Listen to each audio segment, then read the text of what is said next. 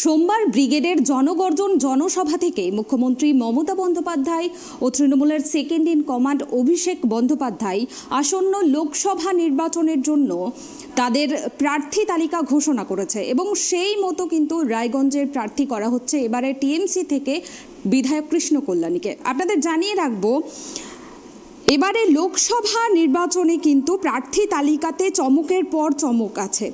নবীন প্রবীণ মিশেলে তৈরি হওয়া প্রার্থী তালিকায় দেখা যাচ্ছে ২৬ জন নতুন মুখকে এবার জায়গা দিয়েছে তৃণমূল। তাদের মধ্যে ১১ জন বিধায়ক এবং রাজ্যের ২ মন্ত্রীও রয়েছেন। যে ২৬ জন নতুন মুখকে তৃণমূল প্রার্থী করেছে এক নজরে আপনাদের বলে দেব যে সেই নামগুলো। দার্জিলিং থেকে এবারে প্রার্থী হচ্ছেন গোপাল লামা, আলিপুরদুয়ার থেকে প্রকাশচিক বড়াইক, আরামবাগ থেকে মিতালি বাগ, বহরমপুর থেকে ইউসুফ পাঠান, বালুরঘাট থেকে বিপ্লব মিত্র, বনগাঁ থেকে বিশ্বজিৎ দাস, বাঁকুড়া থেকে অরূপ চক্রবর্তী, বর্ধমান পূর্ব থেকে ডক্টর শর্মিলা সরকার, ব্যারাকপুর থেকে পার্থ ভৌমিক, বিষ্ণুপুর থেকে সুজাতা মণ্ডল, বর্ধমান দুর্গাপুর থেকে কীর্তি আজাদ, কোচবিহার থেকে জগদীশ চন্দ্র বাসুনিয়া, হুগলি থেকে রচনা বন্দ্যোপাধ্যায়, যাদবপুর থেকে সায়নী ঘোষ, জলপাইগুড়ি থেকে নির্মল চন্দ্র রায়, ঝাড়গ্রাম থেকে কালীপদ সরেন, কাঁথি থেকে উত্তম বারিক, মালদা দক্ষিণ থেকে শাহানওয়াজ আলী রহমান, মালদা উত্তর থেকে প্রসূন বন্দ্যোপাধ্যায়, মথুরাপুর থেকে বাপি হালদার, মেদিনীপুর থেকে জুন মালিয়া, পুরুলিয়া থেকে শান্তিরাম মাহাতো, রায়গঞ্জ থেকে কৃষ্ণ কল্যাণী, রানাঘাট থেকে মুকুটমণি অধিকারী, তমলুক থেকে দেবাংশু ভট্টাচার্য। এই ২৬ জন কিন্তু নতুন মুখ দেখা যাচ্ছে এবারে তৃণমূলের প্রার্থী তালিকায় এবং সেই মতো রায়গঞ্জের এবারে প্রার্থী করা হয়েছে বিধায়ক কৃষ্ণ কল্যাণীকে। কালকে আমরা দেখেছি বিধায়ক কৃষ্ণ কল্যাণীকে নিয়ে কিন্তু জনজোয়ারে ভেসেছে তৃণমূলের কর্মী সমর্থকরা। আমরা কালকে দেখেছি রাস্তার দুধারে ভিড়, প্রচুর ভিড় এবং রায়গঞ্জের বিধায়ক নিয়ে কিন্তু জনস্রোতে ভেসেছেন সেখানকার মানুষজন। রায়গঞ্জের বিধায়ক একদিকে যেমন তিনি একজন বড় বিজনেসম্যান, তেমনই কিন্তু তিনি সমাজকর্মী হিসেবে রায়গঞ্জে পরিচিত একটা মুখ। সুতরাং এবারে বোঝাই যাচ্ছে লোকসভা নির্বাচনে কিন্তু রায়গঞ্জের লড়াইটা খুবই হাড্ডাহাড্ডি হতে চলেছে। এখনও বিজেপির পক্ষ থেকে যদিও প্রার্থী ঘোষণা করা হয়নি। আমরা এই বিষয়ে বিস্তারিত আলোচনা করে নেব। এই মুহূর্তে আমার সঙ্গে নিউজ ডেস্ক থেকে লাইভ রয়েছেন আমার সহকর্মী দিশা। দিশা, আমরা দেখেছি রায়গঞ্জ থেকে এবারে টিএমসির প্রার্থী করা হয়েছে কৃষ্ণ কল্যাণীকে এবং কালকে আমরা দেখেছি তিনি জনজোয়ারে ভেসেছেন, রাস্তার দুধারে প্রচুর ভিড় ছিল তাকে ঘিরে। রায়গঞ্জের মানুষজন কি বলছেন এ বিষয়ে, তারা কতটা খুশি?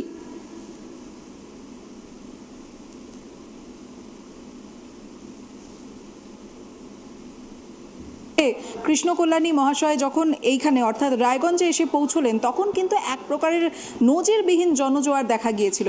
আর সেখানে সেই জনসাধারণের মধ্যে যে উচ্ছ্বাস এবং উৎফুল্লতা পরিলক্ষিত হয়েছিল সেটি কিন্তু একেবারেই নজর কাড়া ছিল।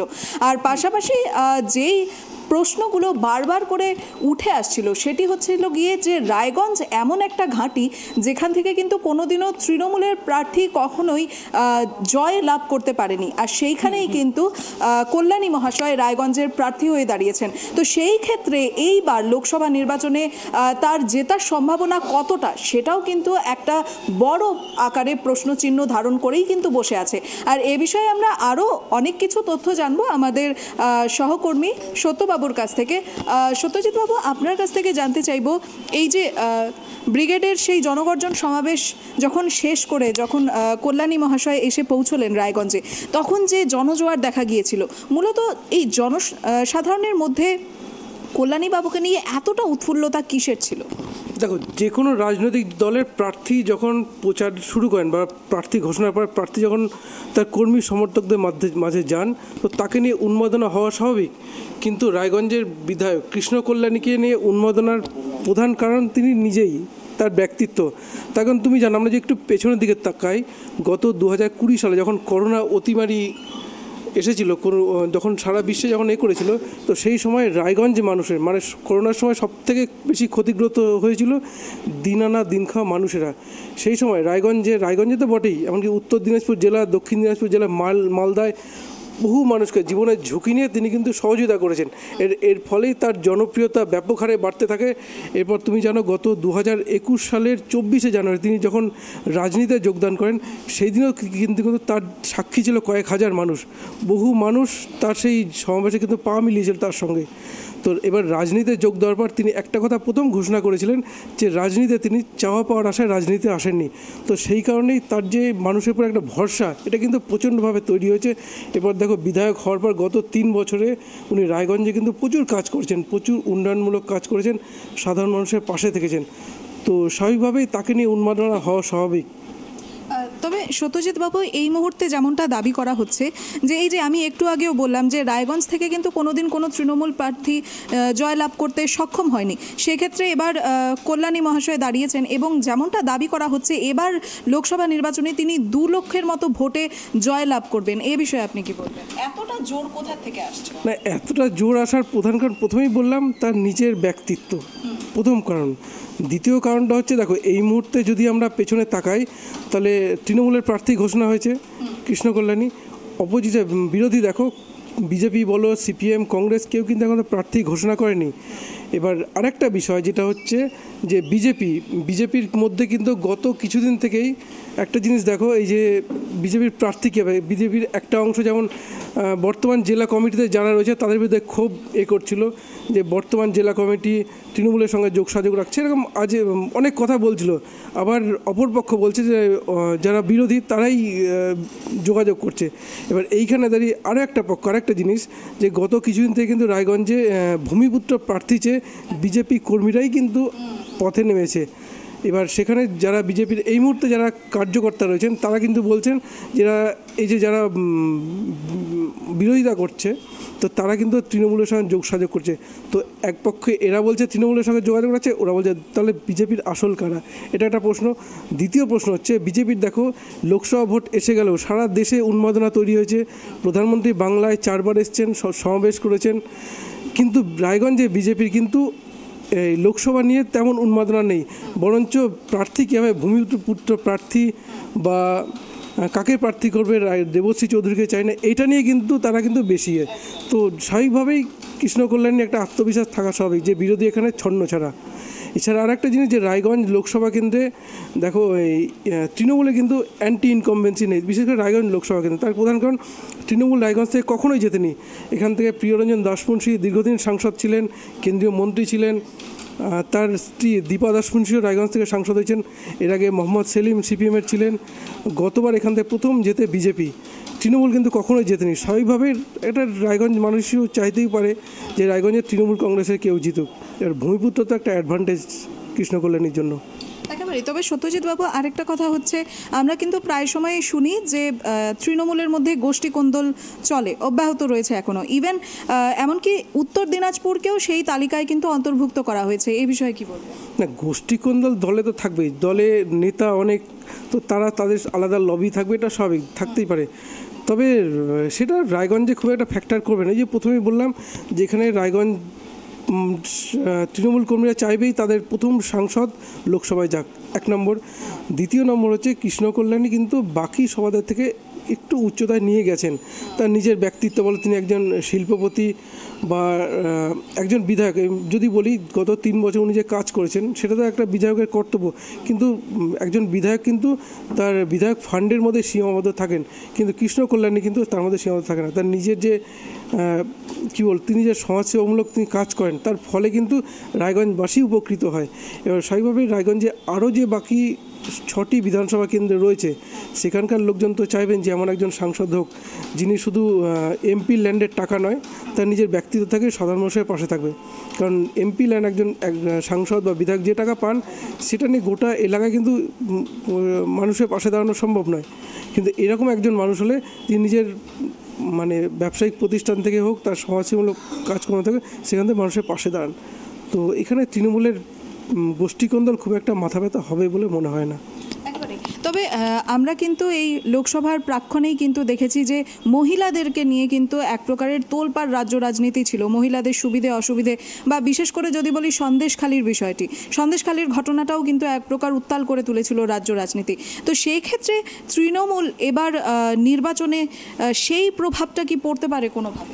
না দেখো, এটা লোকসভা নির্বাচন, যদি সন্দেশখালি বলো বা যদি আমরা পিছন দিকে তাকাই শিক্ষক নিয়োগ দুর্নীতি হোক, রেশন দুর্নীতি, এগুলো খুব একটা ফ্যাক্টর করবে না। এটা হচ্ছে লোকসভা নির্বাচন। এটা ফ্যাক্টর তখনই করতো যদি বিধানসভা ভোট হতো, বিধানসভায় ভোট হলে রাজ্য সরকার পরিবর্তন হতো। তো এটা লোকসভা নির্বাচন, প্রথমে তো এটা কেন্দ্রীয় সরকার তৈরি হবে, ভারত সরকার তৈরি হবে, তো সেখানে এই সন্দেশখালি হোক বা শিক্ষক নিয়োগ দুর্নীতি এগুলো খুব একটা ফ্যাক্টর করবে না। এখানে দেখো বিজেপিও কিন্তু এগুলো নিয়ে খুব একটা করছে না। বিজেপির প্রথম ইস্যু হচ্ছে রাম মন্দির, তারপর দ্বিতীয় ইস্যু চলে এসছে সিএ, এসব নিয়ে কিন্তু বিজেপি করছে। সুতরাং সন্দেশখালি হোক বা এগুলো কিন্তু পেছনের সারিতে থাকবে, তো স্বাভাবিক এগুলো খুব একটা ফ্যাক্টর করবে না। প্রথমে এই যে বললাম, আর অ্যান্টি ইনকমবেন্সি সেটা কেন্দ্রীয় সরকার বিপক্ষেই যাবে, কারণ 10 বছর ধরে কেন্দ্রে বিজেপি সরকার, তো স্বাভাবিকভাবেই এগুলো খুব একটা করবে না একেবারেই। তাহলে কুনামি, তুমি যেমনটা শুনলে যে মূলত কৃষ্ণকল্যাণী মহাশয়কে কেন এতটা মান্যতা দেওয়া হয়েছে, কারণ তার ব্যক্তিত্বের জন্য। তিনি যেমন একজন ব্যবসায়ী, তার পাশাপাশি তিনি একজন সমাজসেবক হিসেবেও কিন্তু বহু বছর ধরে কিন্তু কাজ করে যাচ্ছেন। আর যেমনটা বারবার করে বলা হচ্ছে, আর পাশাপাশি দেখো যেদিন এই র্যালির আয়োজন করা হয়েছিল, অর্থাৎ গতকালই আমরা দেখেছি এই রায়গঞ্জে যখন র্যালির আয়োজন করা হয়েছে, তখন আমরা কিন্তু বিশেষ করে মহিলাদের সঙ্গেও কথা বলেছিলাম যারা এই র্যালিতে যোগদান করেছিলেন। সেই মুহূর্তে তারাও কিন্তু বারবার করে এভাবেই বলে দিয়েছিলেন যে কল্যাণী মহাশয় এমনই একজন মহৎ স্বভাবের মানুষ যে তিনি যখনই কারো কোনো অসুবিধে দেখেন, এমনকি তিনি যদি লোক পাঠিয়েও থাকেন তিনি পাঠাচ্ছেন, এমনকি তিনি নিজে সশরীরে গিয়ে কিন্তু সেখানে হাজির হন এবং সকলের সেই সুবিধা অসুবিধা অভাব অভিযোগগুলো কিন্তু বিস্তারিত শোনেন এবং যথাসাধ্য সমাধান করার চেষ্টা করেন। তো সেই ক্ষেত্রে তুমি যেমনটা বুঝতেই পারছো যে রায়গঞ্জে কল্যাণী মহাশয়ের এই জয়লাভের সম্ভাবনাটা কিন্তু অত্যন্ত জোরালো হয়ে দাঁড়িয়েছে। আর পাশাপাশি আমাদের সহকর্মী সত্যজিৎ বাবু যেমনটা বললেন, এটা আমরা সাধারণত সব জায়গাতেই দেখে থাকি, সেটা পরিবারের মধ্যে হোক বা দপ্তরের ক্ষেত্রে হোক বা এই যে রাজনৈতিক ক্ষেত্রেই কেন না হোক, যে আমরা বলি যে হাতের 5 আঙ্গুল সমান থাকে না। তো সেক্ষেত্রে কোনো একটা দলেও যে আমরা সবাইকে সমানভাবে বা সমান মানসিকতার হিসেবে আমরা দেখতে পাবো তেমনটা কিন্তু নয়। আর তারই কিন্তু উদাহরণ বলা যায় তৃণমূলের ক্ষেত্রেও, যে রায়গঞ্জের বিধায়ক কৃষ্ণকল্যাণী মহাশয় তিনি কিন্তু অত্যন্ত উচ্চপদস্থ একজন ব্যক্তি, পাশাপাশি তিনি নিজে যে একজন উচ্চপদস্থ ব্যক্তি তা কিন্তু নয়, তার স্বভাব চরিত্রের দিক থেকে এবং তার কাজকর্মের দিক থেকেও তিনি কিন্তু একটা স্ট্যান্ডার্ড সেট করে রেখেছেন বলা যেতেই পারে। হ্যাঁ, একদমই। ধন্যবাদ দিশা। আপনাদের জানিয়ে রাখবো, রায়গঞ্জের বিধায়ক কৃষ্ণকল্যাণী, যিনি এবারে টিএমসির পক্ষ থেকে লোকসভার প্রার্থী হয়েছেন, তাকে ঘিরে কিন্তু রায়গঞ্জে দেখা যাচ্ছে সাধারণ মানুষের উত্তেজনা উচ্ছ্বাস। কালকে যখন দেখা গিয়েছিল, যে আমরা ট্রাইব টিভির পর্দায় দেখিয়েছিলাম, রায়গঞ্জের বিধায়ক কৃষ্ণকল্যাণীকে নিয়ে যে মুহূর্তে শোভাযাত্রা রাস্তা দিয়ে যাচ্ছিল, তখন কিন্তু দুপাশে সাধারণ মানুষের ভিড়, তারা কৃষ্ণকল্যাণীকে আশীর্বাদ করছেন দুহাত তুলে। এবং আপনাদের জানিয়ে রাখবো, বিধায়ক কৃষ্ণকল্যাণী একধারে যেমন তিনি নাম করা একজন শিল্পপতি, তেমনই কিন্তু সমাজসেবী। তিনি এই রাজনীতিতে অনেক আসার আগে থেকেই কিন্তু তিনি সমাজসেবামূলক কাজের সাথে জড়িত ছিলেন এবং তিনি সমাজসেবামূলক কাজ করে থাকেন। কোভিড-19-এর সময় তিনি সাধারণ মানুষের পাশে দাঁড়িয়েছিলেন এবং এখনও পর্যন্ত কিন্তু তিনি সাধারণ মানুষের সেবা করে যাচ্ছেন, এমনটাই কিন্তু রায়গঞ্জের মানুষের মত।